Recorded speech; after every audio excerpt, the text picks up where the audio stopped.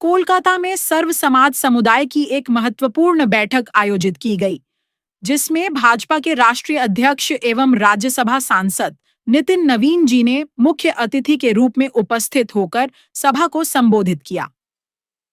इस अवसर पर अखिल भारतीय कायस्थ महासभा 7235 पश्चिम बंगाल टीम के साथ साथ भाजपा विधायक वाराणसी कैंट सौरभ श्रीवास्तव, बिहार विधान परिषद सदस्य संजय मयूख, छत्तीसगढ़ सरकार के मंत्री संजय श्रीवास्तव, राष्ट्रीय अध्यक्ष महेश कुमार श्रीवास्तव, राष्ट्रीय महासचिव राजेश श्रीवास्तव, बच्चा भैया, राष्ट्रीय उपाध्यक्ष मनोज दत्ता, राकेश कुमार दत्ता, गिरिजेश श्रीवास्तव, राष्ट्रीय संगठन मंत्री राकेश रंजन श्रीवास्तव, प्रदेश अध्यक्ष विनय चंद लालकर्ण, प्रदेश महासचिव सुबिमल वर्मा, आनंद कुमार सिंह एवं अन्य गणमान्य लोग उपस्थित थे। अपने संबोधन में नितिन नवीन जी ने पश्चिम बंगाल में भाजपा के बढ़ते जनसमर्थन का उल्लेख करते हुए लोगों से अधिक मतदान करने की अपील की।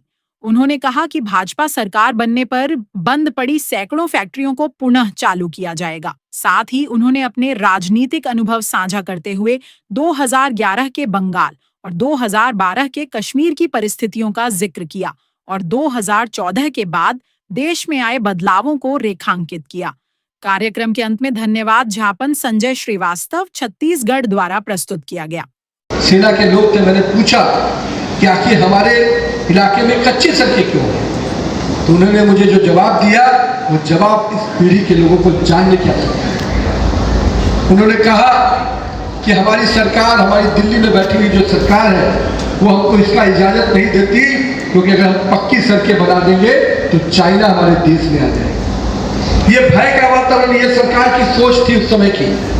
ये बात मैं बहुत पुरानी नहीं, 2012 की बता रहा हूँ। यानी चाइना वार के 50 साल बाद भी हमारी ये सोच थी कि हम अपनी सड़कें नहीं बनाएंगे। आज 2014 के बाद जब लोग वहाँ गए होंगे, आज हमारी पक्की सड़कें चाइना की सीमा तक है, हमारा एयर बेस भी बना हुआ है। ये नए परिवर्तन, नई सोच की सरकार है। मैं इसलिए ये बातें आपके सामने कहा। कई बार हम सोचते हैं कि मेरे अगल बगल क्या बदला।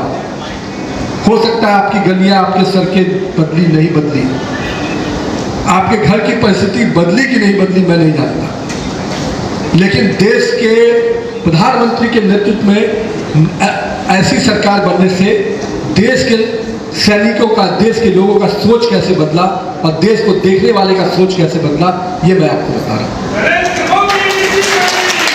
मैं इसलिए इस बात को कह रहा हूं कि आज मैं, इतने बड़े बिचौलियों का राज था कि जो गरीब परिवार को 400 रुपया पेंशन मिलता था, उसमें 200 रुपया बिचौलिया ले जाते थे। लेकिन प्रधानमंत्री जी के इस बड़े बदलाव के कारण, डायरेक्ट ट्रांसफर स्कीम के कारण दिल्ली से 1 रुपया चलता है, अब उस गरीब के खाते में 1 रुपया पहुंच जाता है। एक बहुत बड़ा बदलाव इस गरीब के लिए।